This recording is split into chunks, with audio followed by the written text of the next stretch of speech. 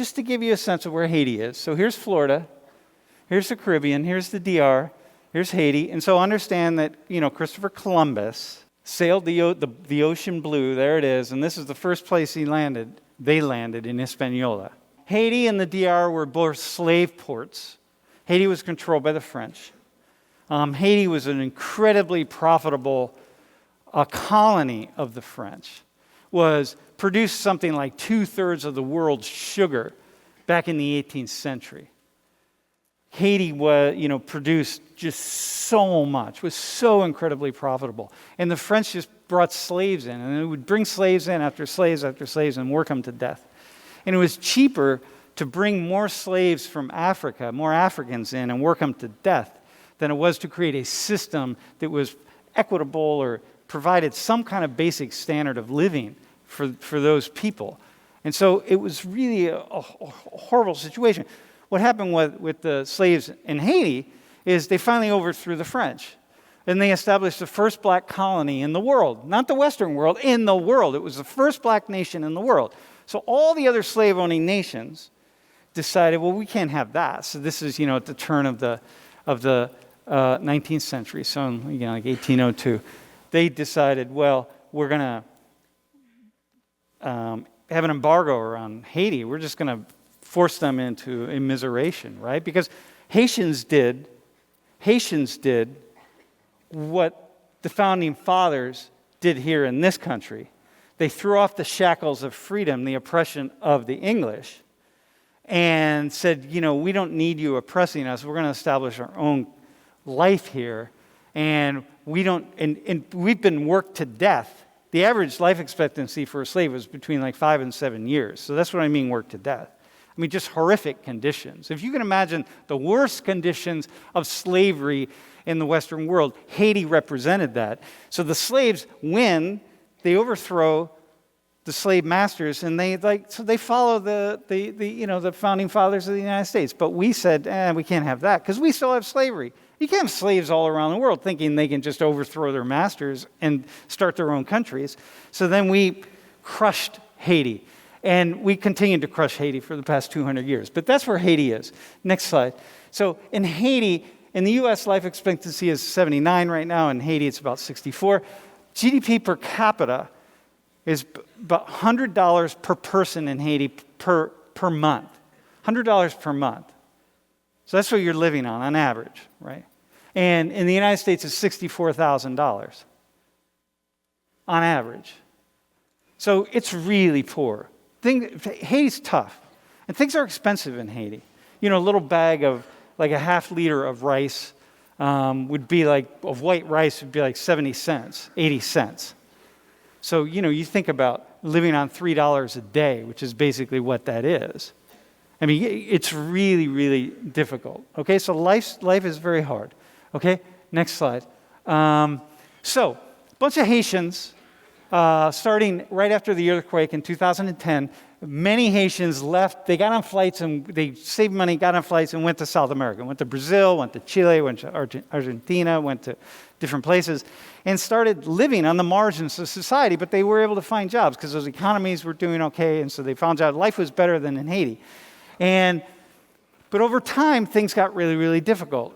And so they started coming north to the United States. And there were these movements of Haitians coming north to enter into the United States. Okay, so here, this is Ciudad Acuña and on the Mexico side, and Del Rio is a little city on the U.S. side, and there's a crossing there. And so all the Haitians just started going there. Okay, next slide. And it looks like there's about 14,000 people. As of 2 weeks ago, actually about a week and a half ago, there were 14,000 people there at the border, waiting, trying to get into the United States. Haitians. Now, these are the poor, these are really, really poor people. They're not, nothing is happening for them. They don't have a chance. All the things, if you think like, I'm going to really struggle getting a job or, moving, the opportunities that every single person in this room has compared to the average Haitian, but to these Haitians is just profound. These are poor people with nothing. Okay, so just put that into context. Here, go to the next slide. And here they are with things that they were able to bring with them, to just carrying thousands of miles, bringing thousands of miles, just like we're just holding on. And these are the ancestors of former slaves that helped to make Europe and the United States incredibly profitable. Okay? So these are the ancestors of former slaves who overthrew the shackles of oppression and started the first black nation in the world, which is everything that we would support, right? You support that? Like, come on, man, you're overthrowing the oppression. Like, this is something to cheer about, and like, this is awesome and amazing. Okay, so next slide. And they're there, right? So these aren't, when you're in with refugees and people on the move, if you ever work in that area. So I've had a fair amount of experience. Like, they're bringing laundry soap with them. They're doing laundry. This is them drying their clothes out. Like, this is just what you do. And I should say, by the way, Haitians are proud people. Man, you go to the poorest community in Port-au-Prince or anywhere. I spent a week in the Upper Midland area, which was the poorest part of Haiti. And Haiti being the poorest country in the Western Hemisphere. And I spent a week. These are the poorest people in the West. Man, Sunday morning came along, and they may only have each person largely had one suit, one dress or one suit that they wore to church on Sunday morning. But you knew who it was because that's the one that they wore, right? And like, man, you just can't believe the pride in people. They may not be able to read. They might not be able to write. They may not own a cell phone. They may live in a house with a dirt floor that's no bigger than this screen right here. But proud people, man. And so, like, yeah, of course, doing clothes. Next slide. And, here's a guy, this is crossing the river into the United States. So trying to come into the U.S., right? Because word got out. Like, hey, the U.S., we can get in. Biden's been elected, so people we got a crisis on the border. So here's to you, Democrats, all of you who hated Trump. One of the things that people used against Trump is there was constantly a crisis. If you watch CNN, you watch MSNBC, you watch all the liberal media, they were always talking about Trump's crisis on the southern border. As soon as Biden got elected, it was no longer a crisis. It was just like, some immigration issues on the southern border. So it's like, come on, man, if it's a crisis for Trump, it's a crisis for Biden. And I will say the crisis got ramped up considerably, but notice that the Democrats never call it a crisis. But they never once missed an opportunity to call it a crisis under Trump. Title 42 is something that got passed under Trump that said, hey, we're in the middle of a pandemic. We're not letting anybody into the United States. No refugees are coming into the United States. Title 42. You can't. It's a pandemic, man. Like, where you been? How you been? Like, we're not doing that. So they passed Title 42, and they hold it down. And Trump is heavily criticized for Title 42 because these are refugees, the poorest of the poorest of the poor.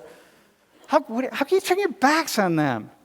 Okay, Biden kept Title 42. And so now we got this problem. Because we had Mexicans, and we had Guatemalans, and we had Salvadorans, and we had Hondurans under Trump. But now we got Haitians. And this is a little bit different. Because it looks different, and it feels different. And these people are really, really, really poor.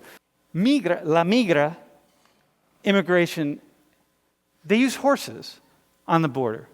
Because horses really work. That's why you see horses in crowd control. They work really well. So then suddenly you get these scenes, horses and these guys tracking down Haitians. And by the way, the guys on the horses, they're not all white. A third are black, a third are Latino, and a third are white. So it's not just white people. Next slide. Look at this guy. He's got this whip of sorts, right? It looks like a rope, but it looks like a whip, right? It's a rope. And he's chasing this guy. This is a black guy. I just want to point that out. He's a black guy too. Just want to kind of be really clear here. Because they're trying to get all of the Haitians. They got to capture them. Let me use that word. They have to capture them. Sounds kind of interesting, like runaway slaves or something. But they have to capture them because that was like some wording that was used. And they have to get them and they have to put them on buses.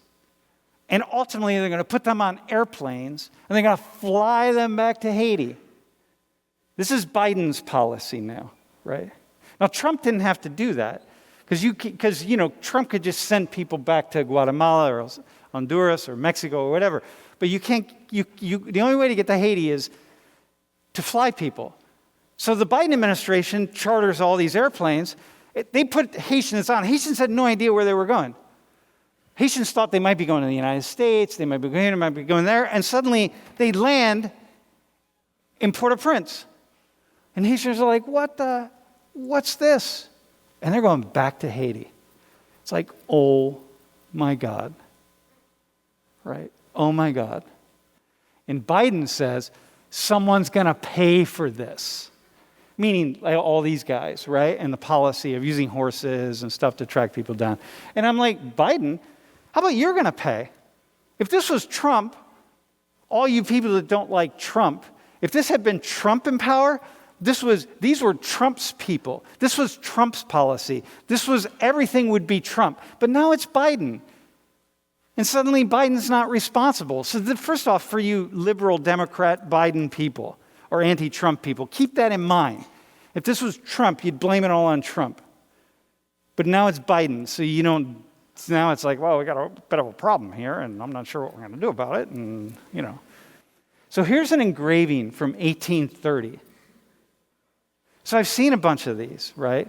And this is eerily kind of just feel some kind of way about it. And here we are, going to round up incredibly poor black people, and we're going to send them back home where they belong or wherever. But you can't stay here.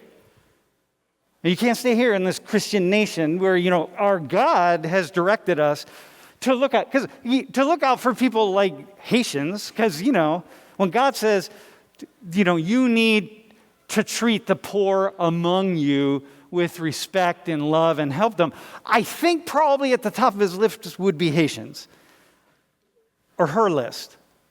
I got to think that. Am I like, God, what do you think? God's like, she's going like, yeah, you got to treat poor people, but those Haitians, though, you don't have to deal with them. No, I think Haitians would be at the top of the list.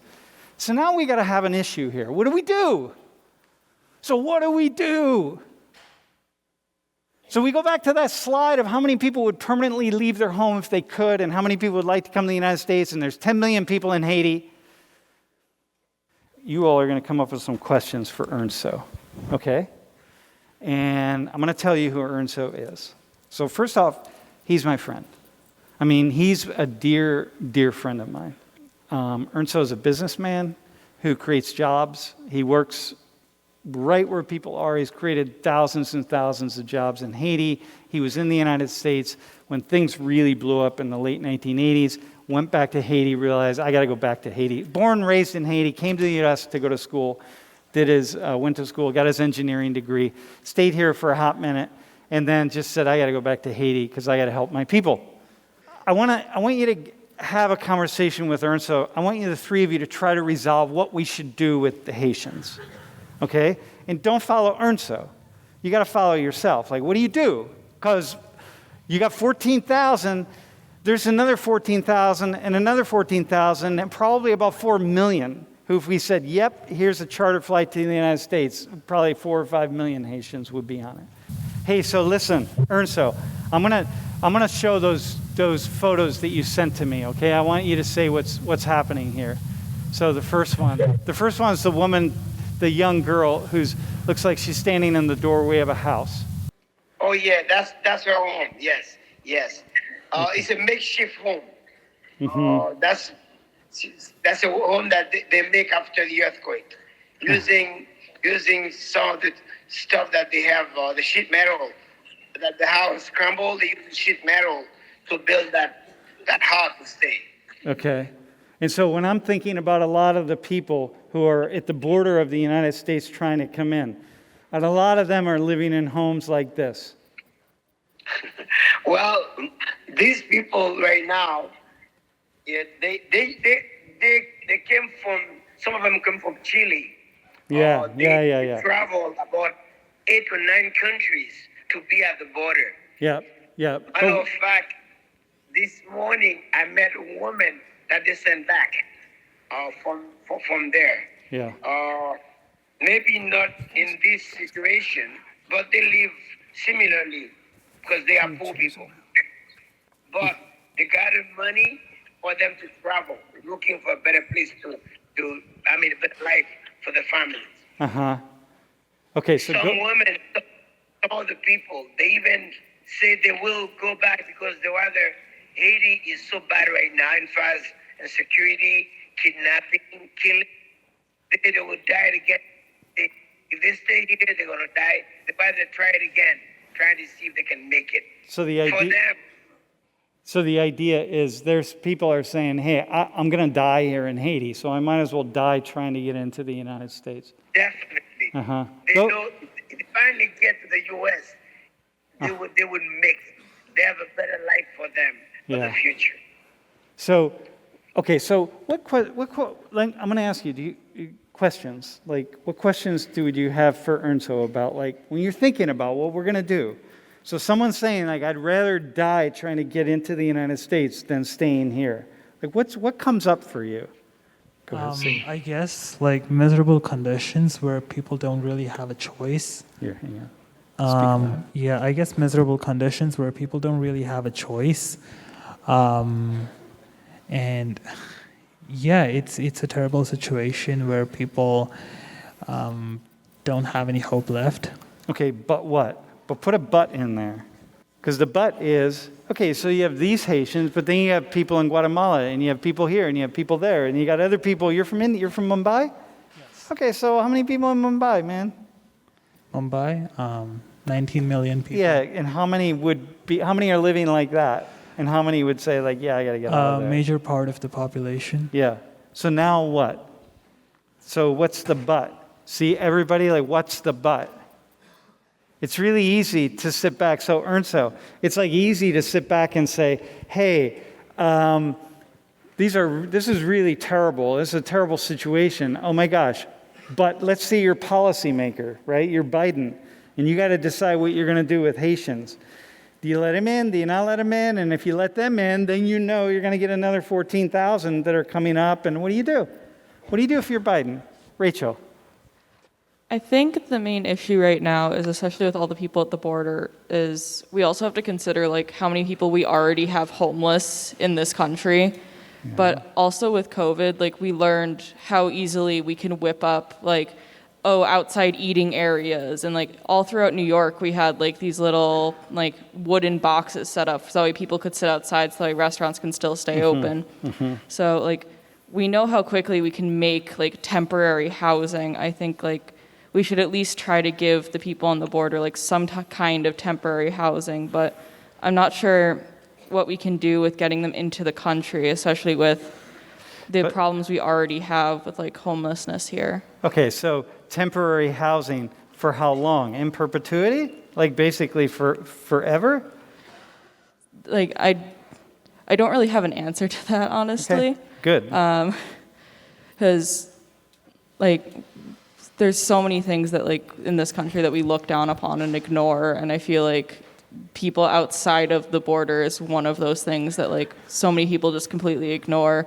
And like homelessness is something that we completely ignore as well. I feel like if we let them into this country, they would just end up being homeless and contributing to that problem that we already have here. Okay. And if we don't solve that first, then like that's just how more and more people are going to end up. Okay, awesome. Hey, Ernso, so you heard that, right?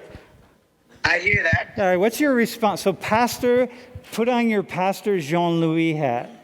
Not your businessman hat. What does Pastor Jean-Louis say to that?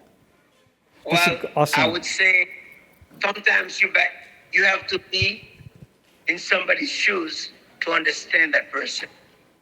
if you are not in the shoes, you cannot really understand them.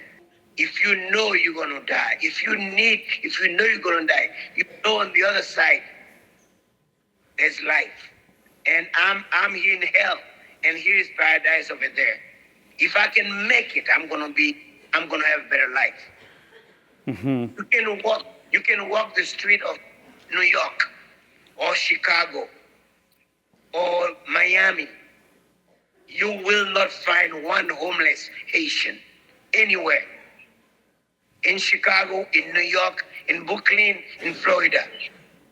Like Sam said at the beginning, Haitian people are hard workers. You're going to find them working in the field, working in the plantation. You're going to find them doing something. What they're looking for is they're looking for a way to live. One thing I understand, I hope the U.S., who's controlled Haiti since 1804 until today, the U.S. changed the policy toward Haiti. They can help Haiti become a better place, a better nation. Haiti is in the backyard. Think about, I'm the richest nation in the world. The people that are living in my backyard, they are the poorest. And I have the power to help them by the policies that I'm making. I think that we, as a people, we have to think what we should do to help Haiti. Not something quick fix, but to do something substantial. Because look at even when the president is elected in Haiti, the U.S. put people in power in Haiti. They put people in power. Yeah. They put senator, they put deputy, they put president. All right. Sometimes the Haitians have no control over who lead them. I think it's the U.S. should change their policy.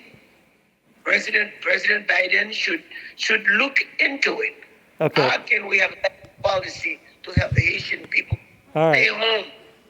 Stay home. They can stay home if they can have job in their home. You can have a better life. So Ernsto's saying, listen, man, you're the richest nation in the world. So you got the poorest nation in the world right in your own backyard. And like you have an obligation to do something about this. Well, how would you respond to that? I guess the first thing that came to my mind, like when thinking about it, is just like in terms of like funding per se. Because like if we have a lot more money than another nation, then maybe like we have more of an obligation to at least like give at least like a decent portion of that money so that people either like on the border or in Haiti don't have to like live in unbearable conditions, that they can get by how they need to in some way. 55% of the world's population. So that's almost 4 billion. That's over 4 billion people. Okay? 4 billion people. So what you just gave us right there was a nice, you look like a nice guy. You know what I mean? You gave me a nice guy answer, right? But that's not going to fly in policy circles. 4 billion people. If we have the money, we don't have the money for 4 billion people to give them a different way of life. So now what? But what? And now what I'm pushing you up to think like, all right, so now what? It's really easy. See, like, listen, man.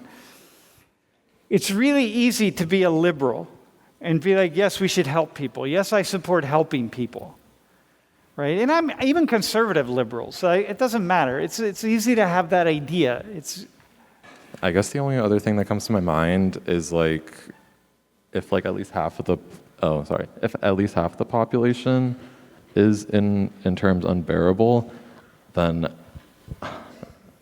I'm just like I guess the only other thing that came to my mind was about like what Rachel was saying, just like maybe having some temporary housing, but other than that, I don't really have another answer to that. Okay, all right, Ernsto, can you just turn up the heat a little bit?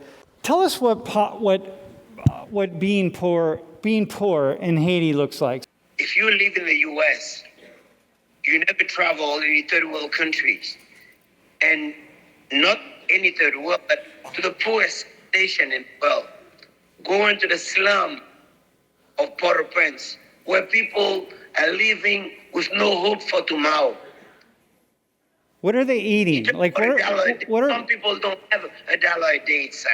What- They do not have a dollar a day. They live every day by begging on the street, by asking. They don't know how the children are going to be going to school, what the next meal will be coming from. No place to sleep.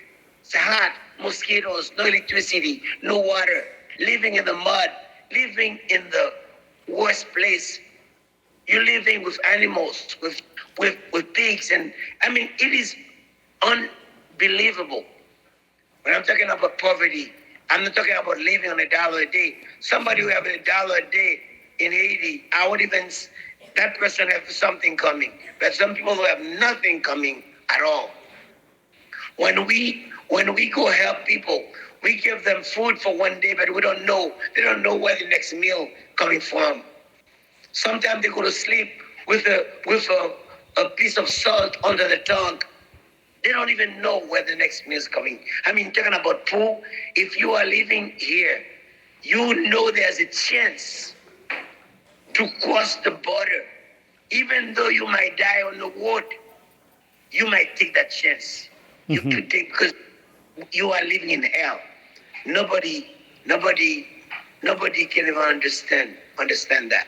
And I know as a student from Penn State, that's why I always tell Sam, it's good for some students who are studying sociology or to at least travel to a third world country to see, so you can have the experience and see what it is when people are talking. You can understand what they're talking about. But if you live in Pennsylvania or New York City, you're only visiting the Bronx, or you're visiting some place that you call poor in the US, you won't have an idea. You will not have an idea. And I know, Sam, you travel to Haiti many times. You see the condition of people are living, and for me, my hope is one day we can turn this thing around for these people.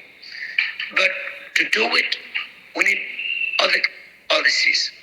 I know some people are criticizing all these people that are on the border, but there are laws, international laws, that protect people that running away from war, running away from poverty. There are laws that protect them also. Yeah. Refugees. And then you cannot treat a refugee any kind of way you want. They are refugees. And then there are international laws that. That's right. Yeah. Arn, so let's switch the situations. If let's say Haiti's economic condition was just the same as the U.S., and the U.S. had economic conditions as Haiti. If you were the president of Haiti, would you allow so many American citizens to come into Haiti, considering there are going to be implications on that, such as unemployment or homelessness, or let's say an increase in government spending, things like that? All right. So did you catch that, Ernst? That's a very good question. Let me tell you something. After Haiti was independent in 1804, Haiti was the only free nation in the Western world. Haiti opened its border to receive Jamaican, American. They used to leave America to come to Haiti because when they touched Haiti, they were free. That was the only free nation. And our laws, our policies is, if anyone touch our land, you are free. You're no longer a slave. Now it's reversed right now. Haiti is poor. There's economic situation is bad. US, you're the richest nation. If somebody come to your border, open that is, do something to help that person get a better life. Did you know that Haiti have America fight in Savannah, Georgia, when you were fighting against the British? Haiti have, but do you know, let me tell you something. I don't have anything against the Afghan people. 95,000 Afghan, you receive them as refugees. You are friend of Afghan? You enemy of Haiti? Why? Ernst, so you just brought something up here. How much is race connected to this. Because when I look at those photos of the Americans on horseback, and I think, if these were poor Armenians or poor Irish or poor Bosnians or poor somebody, anyway, people who are white, A, would that happen? And B, what would we think about it? What's your feeling, Ernso? Sam, you know very well that would never happen. That would never happen. Race have a lot to do with it. Now, I can tell people, students that are listening, how many nations fight for America during your war? Which country in the world that fight for you? Go read your history. Go to Savannah. Go see the monument that they put for Haitian that died. More than 2,000 Haitians died fighting for America. I feel like, sometimes Haiti is on the other side, okay? I believe that we should stay home. I believe Haitian, they could stay home if they have a way to live. Now, what I would ask, how can we help them find a way to live? That's why I came to Haiti. I used to live in the US. When I came here, trying to find how I can help people find jobs. That happened before, you know that. If you look in 1986, 1987, during the boat people era, that was the same thing. They were shooting behind Haitian on the beach of Florida because they didn't want them to touch the ground. Because if you touch the ground, they couldn't send you back. That was the same fight. Now the fact is happening again. Yeah. But, yeah. We need to see how can we change our policy toward the island of Haiti. Let's help these people so they can have a better life at home, a better way of living. They can have security. They can have jobs. Let's bring them some jobs over there. Let's open some factories for them so they can find job to do. So, you keep saying, if someone's at your borders, you should let them in because, you could provide them a better chance. But you let that first 14,000 in, and then the next 14,000 shows up. You've already struggled to, find jobs for the original 14,000. We have so many of our own veterans on the streets. That's a veteran, has, such high unemployment rates and such high homeless rates. It's, really upsetting. But you let that first 14,000 and the next 14,000 shows up. You let the next 14,000 in. You're trying to find where they're going to live. You're trying to find jobs for them. The next 14,000 shows up. And then people from other countries start saying, the U.S. has the open borders and they're letting all these people in. So then more people come. So then the next set is 100,000 people from all these varying different countries. I just don't think it's as easy as just... Okay. I understand very well what you said.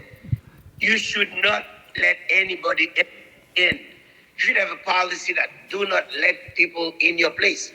Set policies, ask other countries, but if they are refugees, if they are running for something, they don't do it all the time. That happened because they are running for something. Do you know what's going on in Haiti, Rachel?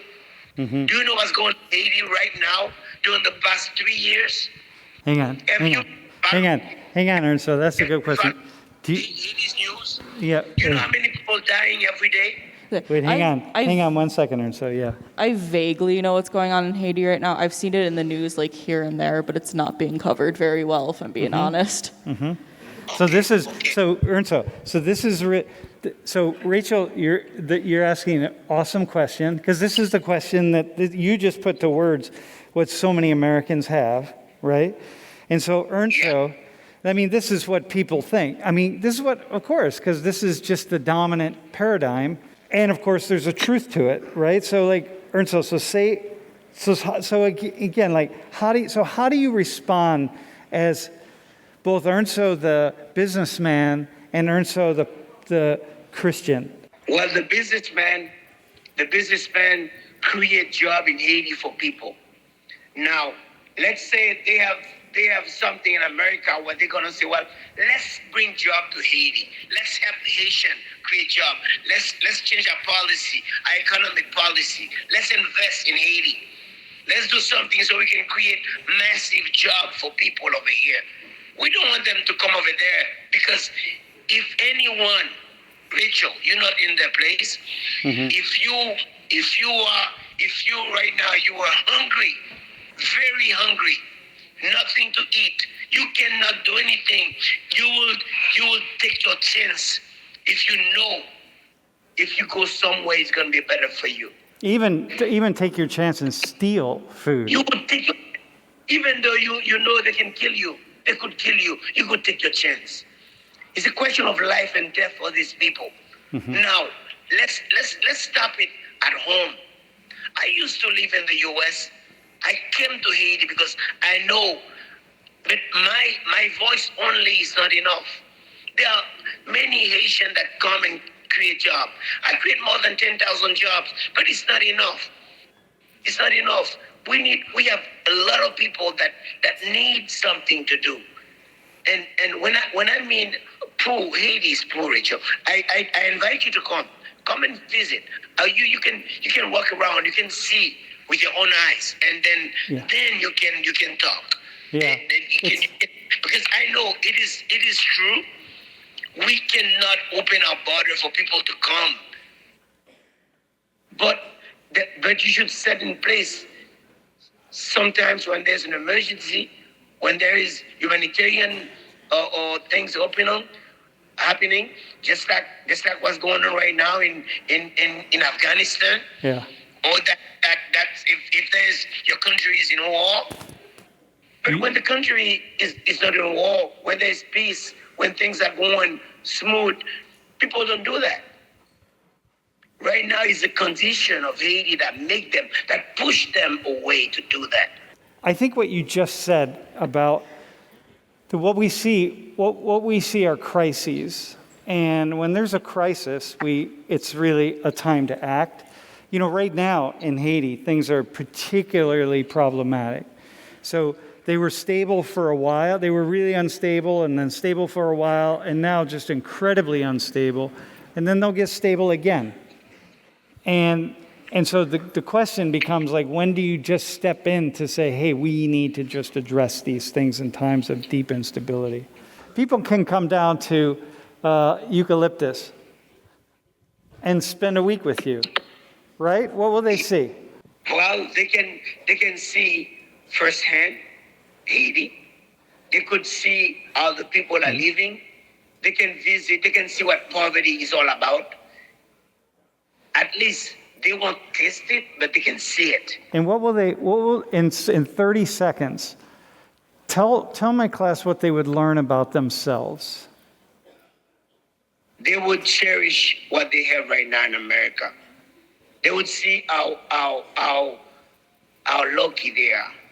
They would stop talking bad about refugees because nobody sometimes won't accept to live like that. Mm-hmm. People are running for your life. If there's a lion running after you, you don't care which house you're going to get in. I'm running for my life. Mm-hmm. I get anywhere I can get. The people that took the entire family, the kids, on the back, crossing a river, crossing 8 countries, trying to get to America, is because they are running for their life. That's all. That's the only way I can say it. But for you to understand it, you have to be able to see it. Yeah. To view it. That's what makes you an international person, when you see what's going on. Hey, thanks, Ernst. So, hey, can we give a round of applause for